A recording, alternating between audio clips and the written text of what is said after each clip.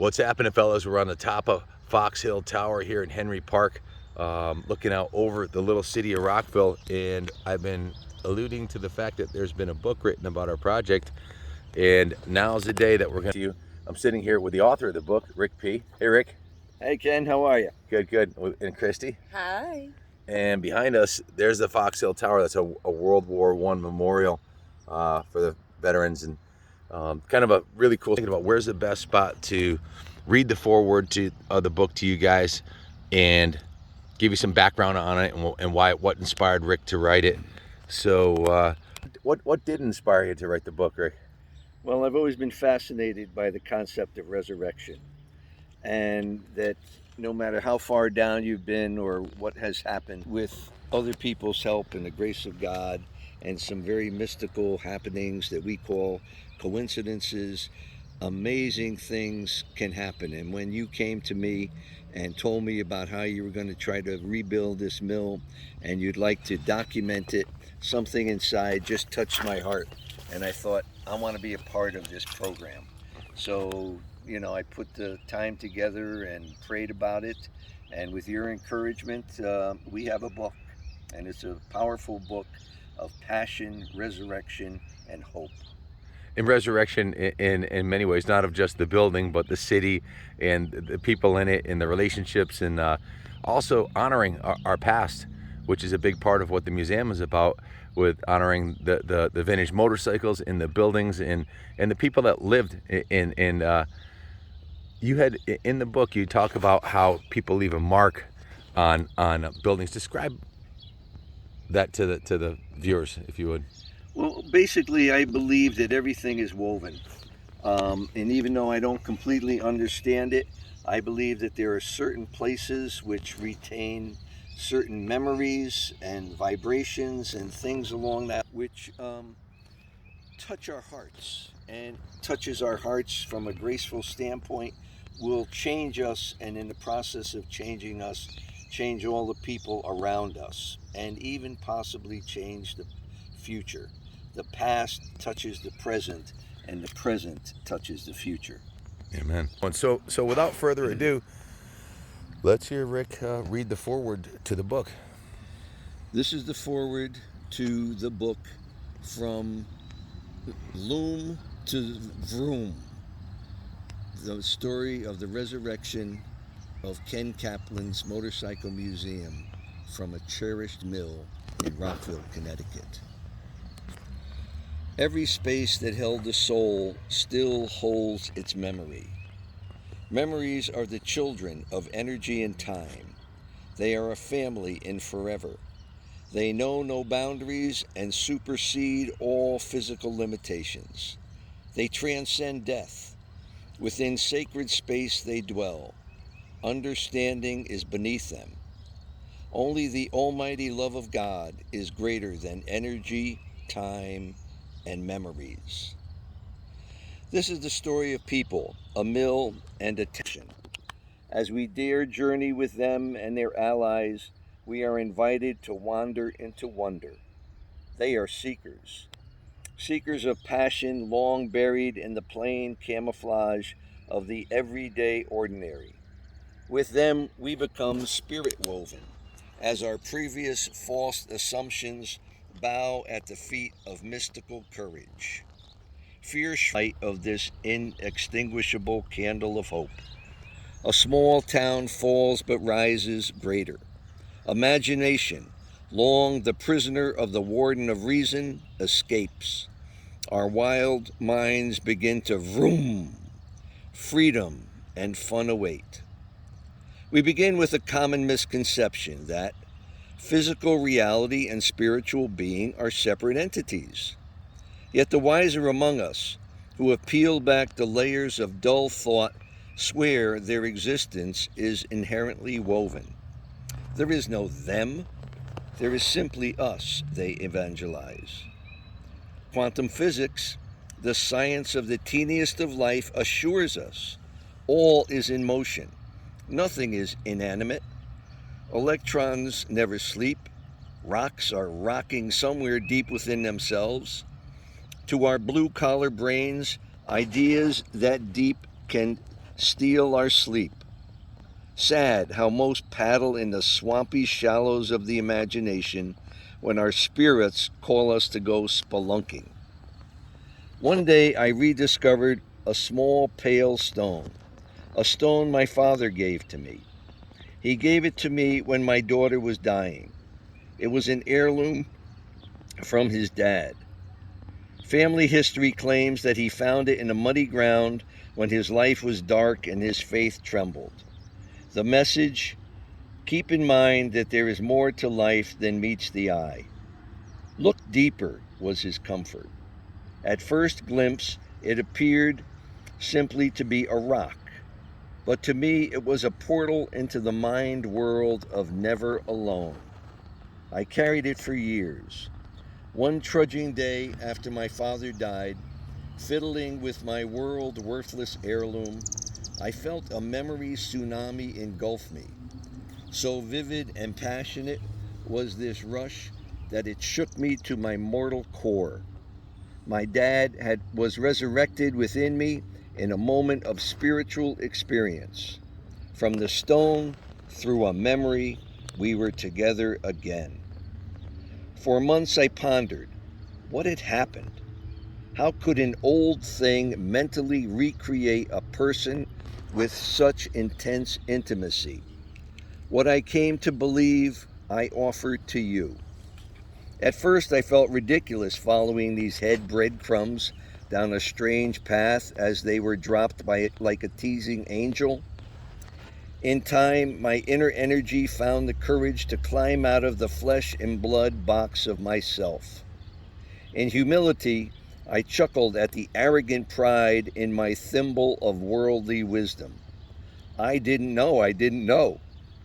Once my phobia of ridicule of others' judgments was vanquished, peace opened a scary door.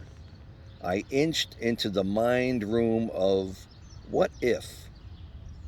On the wall in the room hung a sign: understanding is overrated. I trembled at the power of the proverb. The shock was temporary. The result, though, was eternal. I began to venture beyond my brain's limitations. Insight whispered, much will not be understood, yet nothing is beyond belief. Hesitantly, I agreed. Later, I found out that my new road intersected at the corner of mystery and history in the teeming neighborhood of human nature, that place of a zillion stories. These few tales come from a New England village called Rockville, its people and the mill within it. A town made great upon the winged shuttles of its woolen looms in the 19th century. How its rise, demise, decay, and reprise rode on the backs of dreamers, borders upon the legendary.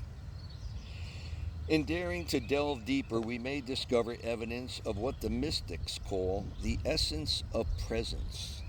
I call it the awakening to awe. You call it what you will.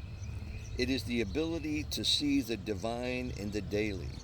It is the vision to witness the sparks within the human soul, so common, yet still awesome. The weave of relationships in the herringbone fabric of history is genetic. It is life at work within. Allow me to try to simplify. I believe that most have sensed a special intimacy with a place or an object from their personal pasts. It's that moment where the world and our souls catch each other's eye, reminding us that we have history together. Where current anxieties float away and time suspends the laws of aging to rejuvenate us through surprisingly intense memories. In hope, we relive memories of joy, comfort, and love. But just as passionate could be reflections of pain, danger, or fear. Whether a sanctuary or an ordeal, the mystical moment of reconnection bonds us to the historical experience which we shared. One song on the radio can strip away decades and send me back to a magical moment.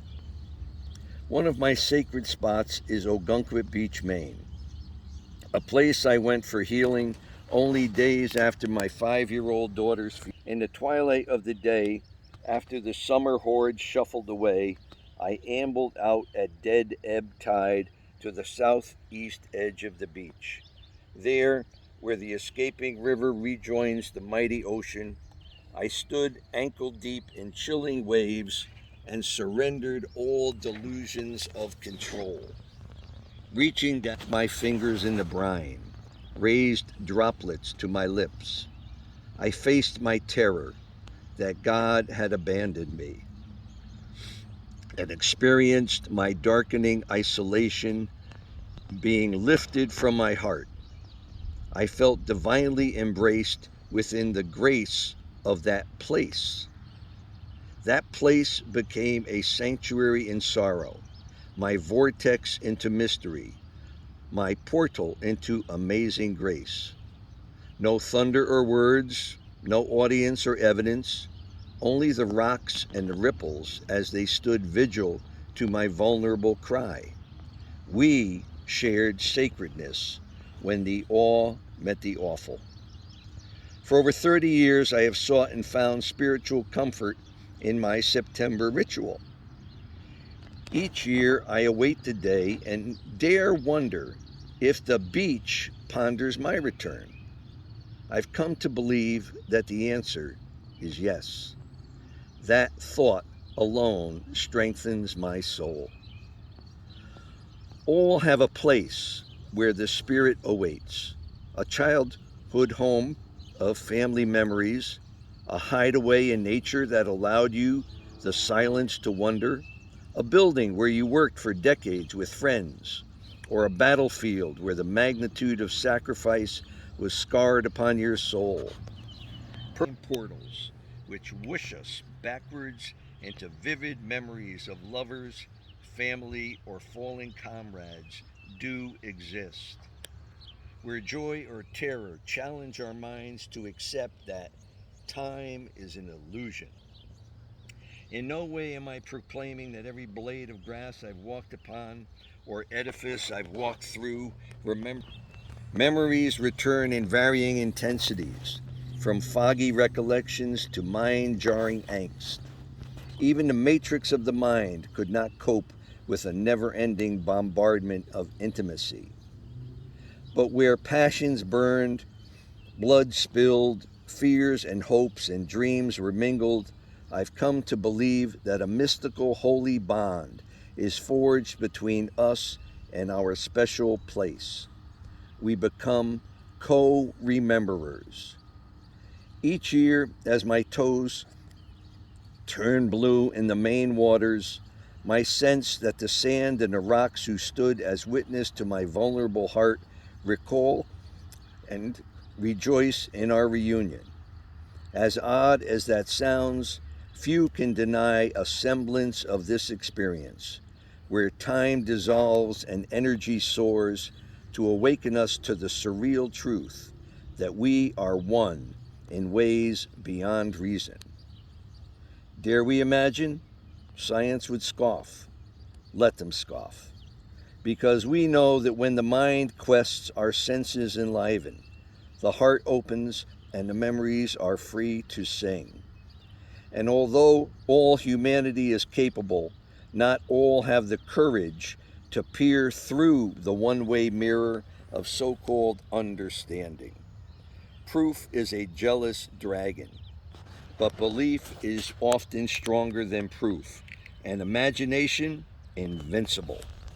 The mill and our people will testify that all of life is miraculous. One of the miracles of life is the poignant memories remind and remember us, helping us to think clearer and feel closer to the inhabitants of our human mill. When we are reminded, threads of thoughts are rewoven. When we are remembered, time spent with co-rememberers is love incarnated. Our minds are refreshed and our membership in hope is renewed. The mystical relation that our co-rememberer could be a place rather than a person, challenges the mind to encounter one's thought world with bold enthusiasm. To glimpse the possibility that re entering one's childhood home could reawaken the spirit in both of you blows the dull dust of life away. We become cosmic, for we are all threads on the loom of the weaver, and from that loom we're called to vroom on the motorcycles of our minds. Fun is a part of God's grand plan. We were made to ride to freedom along the Spirit's trail. Mind magic awaits the risk of these thoughts. Finally, one more brazen theory before we begin our tales.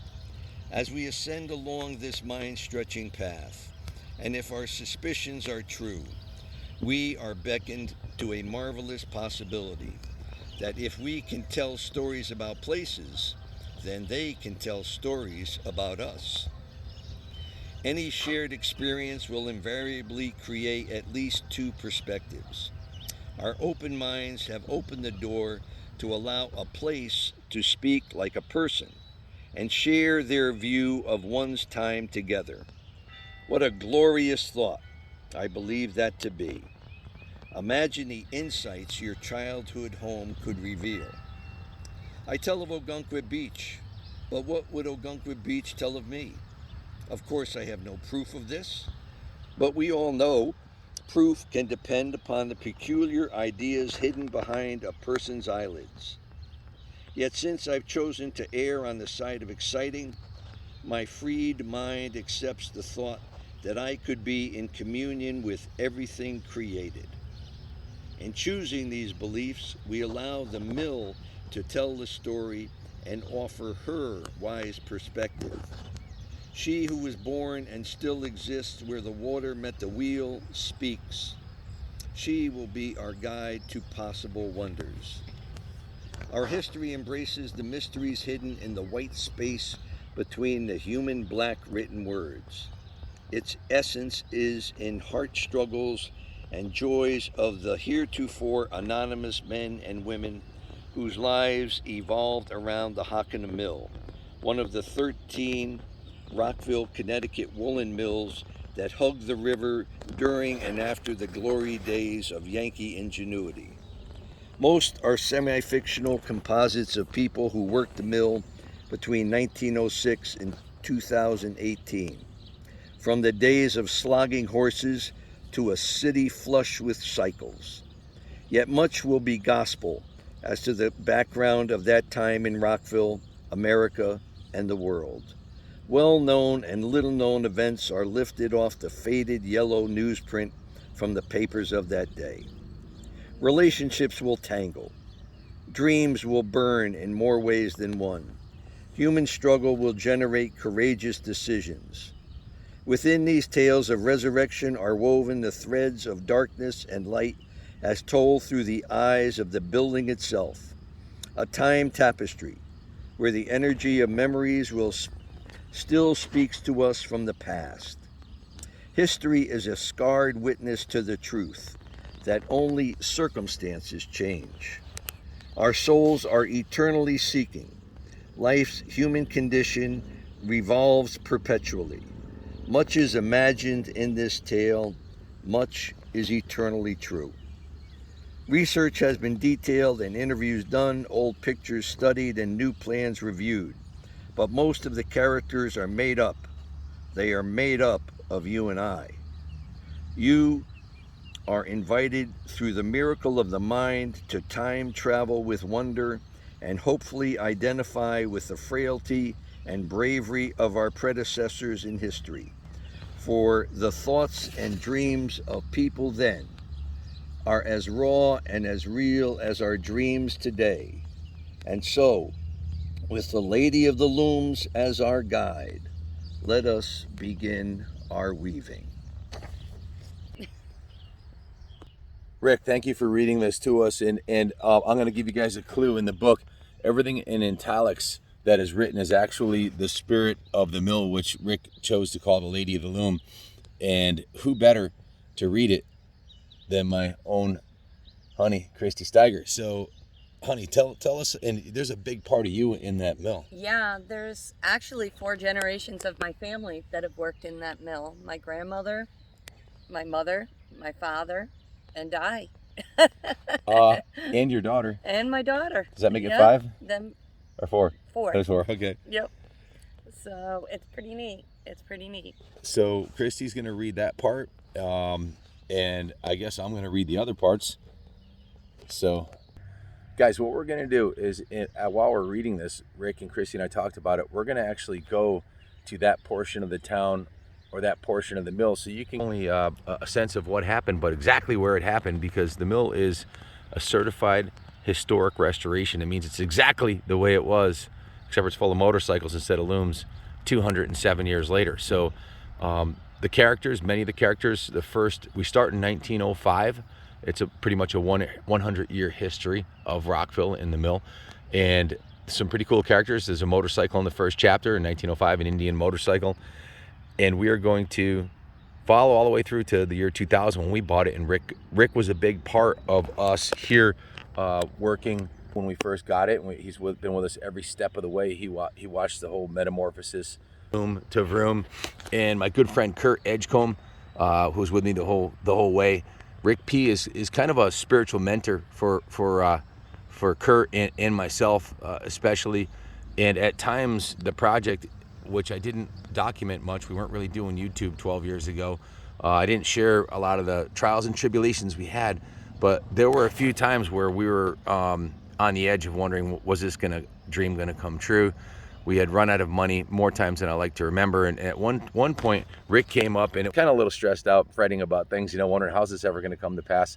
And he came up and just out of the blue, no appointment necessary for friends like Rick. He just stopped in and he's like, Ken, and I tell him where I was. He probably knew just by looking at me, and I said, Rick, I started telling him a little bit about what was going on. He goes, if this is meant to be, if it's God's will for this project to be finished and for this to be shared with the world, then it's going to happen, and that's a great thing.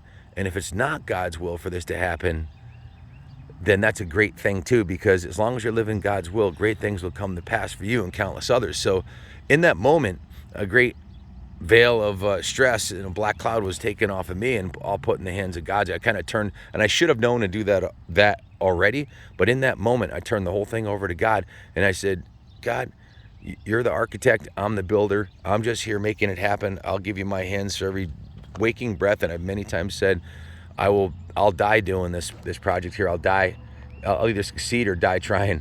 And I have never given up. I've never wavered, and God has always come through one of you people watching, or from the mayor Dan, or from the economic development coordinator, or from the people that donated motorcycles, the people that donated time, 250 volunteers that signed up to help resurrect Rockville with me, the town council, pretty much everybody, even the chief of police, who said, and I quote, when we started, I'll shut you down before you get started. My first meeting with him, because he didn't want a motorcycle gang in Rockville, became a staunch advocate and gave me a citation, which didn't include a court date. It was my first ever from a police officer.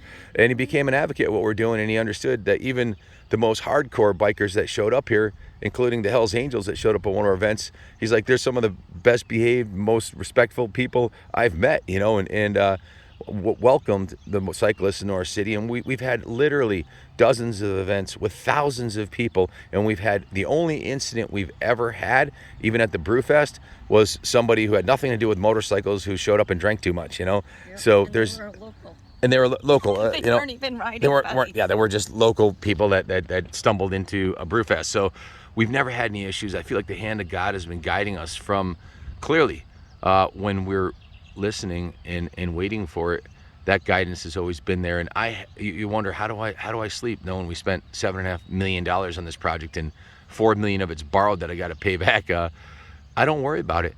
I just show up, kick ass, and leave the results in God's hands. So, and I know a lot of you guys aren't going to read a book. Let's face it, you're too busy.